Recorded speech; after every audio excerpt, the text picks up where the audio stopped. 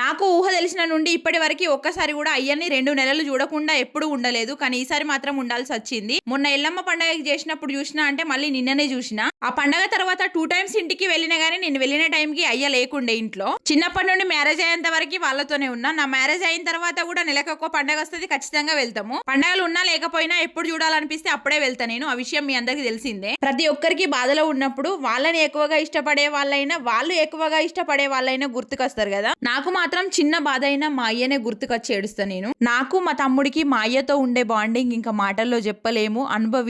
అనుభవిస్తున్న మాకు మాత్రమే తెలుసు. మా లైఫ్ లో మా అయ్య అంటేనే ఒక ఎమోషన్ అంతే. ఇంకా ప్రతి ఒక్కరు వాళ్ళ ఇంట్లో వాళ్ళకి మందు తాగద్దు, అది అన్హెల్దీ అని చెప్తారు కదా. ఆ విషయం మాకు కూడా తెలుసు. అయినా మా అయ్య మందు తాగకపోతే మా తమ్ముడికి నాకు చాలా బాధ అవుతుంది. ఎందుకంటే ఒకప్పుడు ఆయన ఒక్కడు తాగడమే కాదు, ఆయనతో పాటు ఒక 10 మందికి తాగిపించిన మనిషి కాబట్టి ఆయన మస్తు కష్టపడి మాకు చాలా చేసిండు. ఆయన హ్యాపీగా ఉండడమే మాకు ఇంపార్టెంట్. ఈ వయసులో కూడా బీపీ షుగర్ లాంటివి ఏవీ లేవంటే మీరే అర్థం చేసుకోండి.